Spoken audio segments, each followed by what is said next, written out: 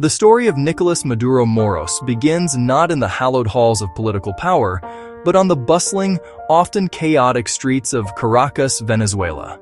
Born on November 23, 1962, into a working-class family, his early life was shaped by the rhythms of a city teeming with both opportunity and profound inequality. He did not pursue a university degree. Instead, his education came from the lived experiences of ordinary Venezuelans. As a young man, he became a bus driver for the Caracas metro system, a front-row seat to the struggles and aspirations of the people he transported every day. A constant stream of conversations and complaints painted a vivid picture of the nation's social fabric. Long hours, mechanical breakdowns, and economic pressures were daily realities for his fellow drivers. In that environment, his political consciousness began to stir. He saw the power of collective action and the necessity of organization to advocate for better conditions. That realization propelled him from the driver's seat into the world of labor activism. He became an informal representative, then a formal one, finding his voice in patient, persistent union organizing. He rose through the ranks, negotiating, strategizing, and mobilizing, skills vital for his later political career. The pivotal moment arrived with Hugo Chávez, a charismatic lieutenant colonel planning to upend a system he viewed as corrupt and beholden to foreign interests. After the failed coup and imprisonment, a support network formed. Maduro, an established labor activist, was drawn to Chávez's populist nationalist message. He became an early civilian supporter of the Bolivarian Revolution, promising redistribution of wealth and power. Maduro helped found the Fifth Republic movement, representing the civilian, working-class wing and earning Chávez's trust.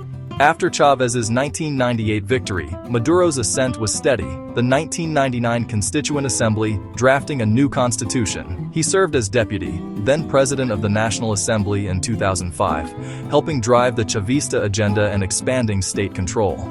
In 2006, he became foreign minister, forging ties with Russia, China, and Iran, counterbalancing U.S. influence. Maduro became the international face of the Bolivarian project, vociferously condemning American imperialism. His long tenure abroad gave him experience few others possessed: discipline, message control, and networks. It set the stage for the ultimate promotion and a future in Chávez's inner circle. In October 2012, as Chávez battled cancer, he appointed Maduro vice president, a clear signal to the nation and the world. In a televised address before his final surgery, Chávez anointed Maduro as his chosen successor. On March 5, 2013, Chávez died, plunging Venezuela into mourning and uncertainty. Maduro became interim president and readied for a snap election. The brief campaign was intense. Facing Enrique Capriles, Maduro cast himself as the guardian of Chávez's legacy. He was declared winner by under 1.5%, a result the opposition contested as riddled with irregularities. Despite controversy, Maduro was sworn in, inheriting a polarized nation and gathering economic headwinds. He emulated Chávez's style and social programs, but lacked his popular touch and faced a skeptical opposition. Maduro navigated competing factions in the PSUV and the military, relying on patronage, maneuvering, and sidelining rivals, all while the economy edged toward a historic crisis that would define his presidency. The mid-2014 oil price collapse gutted Venezuela's revenues, destabilizing a state-led model dependent on petroleum. With over 95% of export earnings tied to oil, imports of basics, flour, cooking oil, medicines, machine parts, faltered. Crippling shortages followed. Empty shelves and colas became daily rituals. Hospitals ran short of antibiotics, surgical supplies, even soap and gloves. Price controls and a multi-tiered currency system, critics argued, deepened distortions and bred corruption. As dollars dried up, the bolivar plunged on the black market, igniting hyperinflation. Prices doubled in weeks, then days. Money printing fed the spiral. Wages and savings became worthless. The middle class eroded. Commerce stalled. Poverty surged. The human toll mounted. Malnutrition rose. Preventable diseases returned. Millions, teachers, engineers, laborers, doctors, left for Colombia, Peru, Ecuador, and beyond, tearing at Venezuela's social fabric. As the economy disintegrated, politics fractured. Mass protests erupted in 2014 and recurred with intensity. Security forces confronted demonstrators, deploying tear gas, water cannons, and rubber bullets. Crackdowns led to hundreds of deaths, thousands of injuries, and widespread arrests over several years.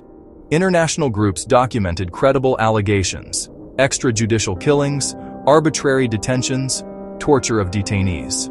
The government denied the accusations, blaming radical opposition and alleged foreign-backed plots. In 2015, the opposition won a supermajority in the National Assembly, triggering a standoff with the executive. A pro-Maduro Supreme Court systematically curtailed the Assembly's powers. A new Constituent Assembly, stacked with loyalists, effectively usurped legislative authority, drawing widespread condemnation. The 2018 presidential vote, boycotted by main opposition, was dismissed as illegitimate by the US, EU, and most of Latin America. Venezuela was left with rival claims: Maduro's de facto control and the opposition-led Assembly's democratic mandate.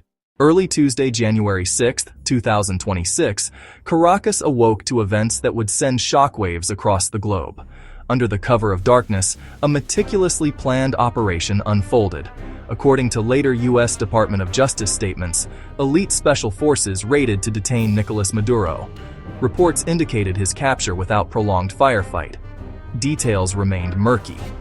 U.S. officials framed it as a law enforcement action, not an act of war.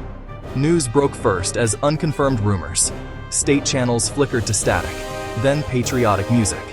A grim defense minister denounced a criminal kidnapping and imperialist invasion, urging loyalty and calm amid rising panic.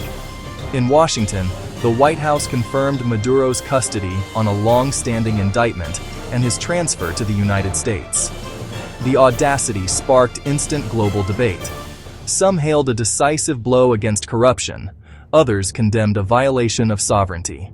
In Venezuelan streets, shock mingled with celebration and fear. The first glimpse of a future without Maduro at the helm in over a decade. Once on U.S. soil, the legal basis for the capture was unsealed and made public. Prosecutors in the Southern District of New York unveiled sweeping charges: narco-terrorism, conspiracy to import cocaine, and weapons offenses. The indictment alleged Maduro helped lead the Cartel of the Suns, involving corrupt officials and military figures, for over 2 decades. Prosecutors claimed coordination with the FARC to flood the U.S. with cocaine as a strategic weapon, linking trafficking to a political military agenda. Alleged safe passage for hundreds of tons, bribes, enrichment, as Venezuela's economy crumbled.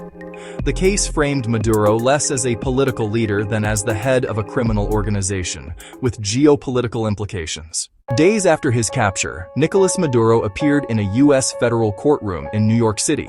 Once a head of state delivering hours-long broadcasts, he now listened through an interpreter as charges were read. Through his attorney, he pleaded not guilty to all counts. He rejected the process as illegitimate, claiming he was kidnapped in a pirate operation violating international law and sovereignty. Defense moved to dismiss on outrageous government conduct and sovereign immunity. Prosecutors argued immunity doesn't apply to a leader not recognized by the U.S., nor to personal criminal conduct like narco-terrorism. Human rights groups urged a fair, transparent trial. Some warned abuses evidence could be sidelined. Maduro projected defiance, casting himself as a political prisoner to his supporters. The capture and indictment cleaved the international community. The US, Canada, key European and Latin American countries backed the legal process, tightening sanctions and freezing overseas state assets. Others condemned the operation as illegal aggression and gunboat diplomacy, demanding Maduro's release. The UN Security Council became an arena for clashing narratives. In Caracas, a power vacuum formed. The vice president declared herself acting head of state, challenged by the National Assembly and factions within the ruling party and military. Some units pledged constitutional order, others waited. Streets saw both celebrations and angry demonstrations. Venezuela stands at a crossroads: negotiated transition, deeper fracture, or prolonged elite power struggle. The story that began with a bus driver now unfolds in a New York courtroom, in corridors of power, and on the streets of a nation in suspense.